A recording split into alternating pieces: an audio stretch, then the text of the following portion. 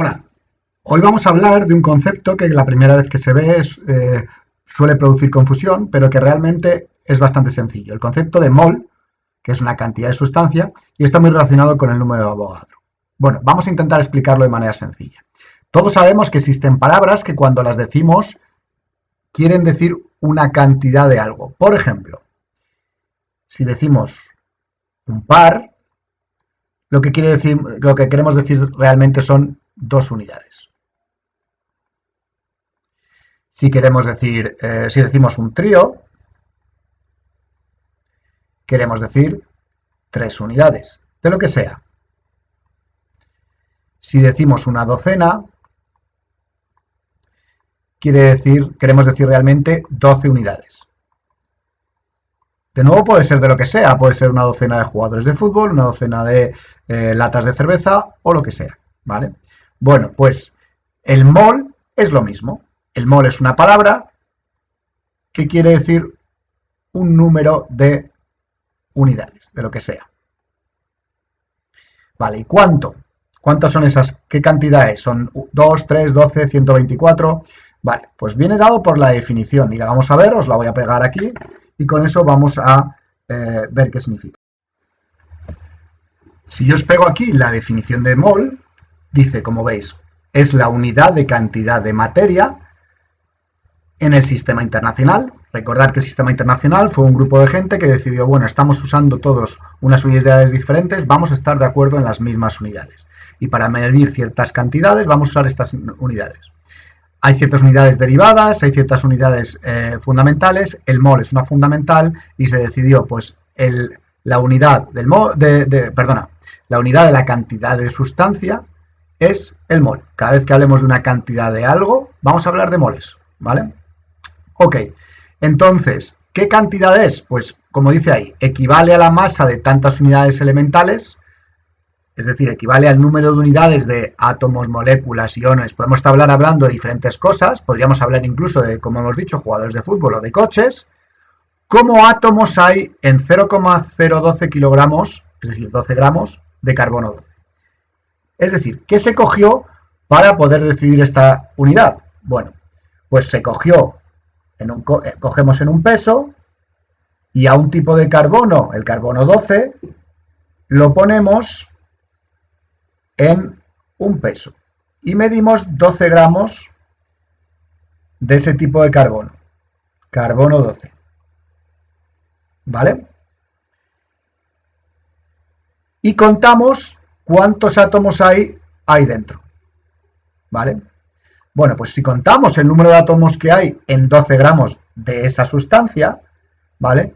Nos da un número que es muy grande, obviamente, ¿vale? Y que exactamente es 6,02214076 por 10 elevado a 23 átomos. ¿Ok? Esto se suele usar más para los que estamos haciendo ejercicios, lo solemos poner como 6,022 por 10 elevado a 23 átomos. ¿Vale? Es decir, cuando hablamos de un mol, hablamos de 6,022 por 10 elevado a 23, un número muy grande, de unidades.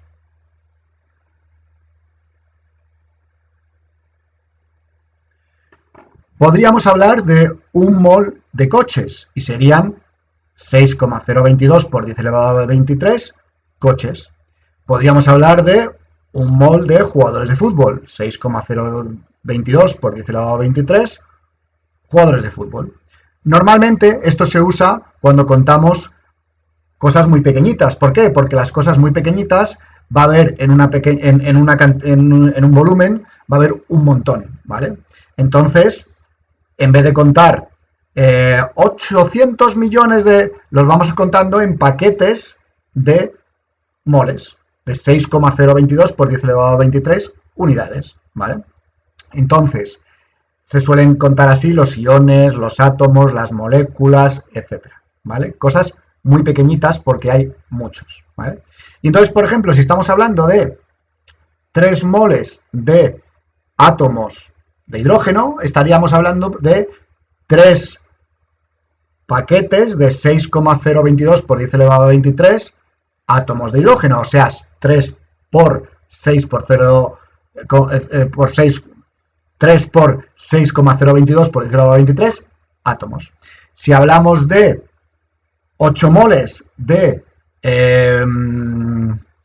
moléculas de agua, estamos hablando de 8 por 6,022 por 10 elevado a 23 moléculas de agua, ¿vale?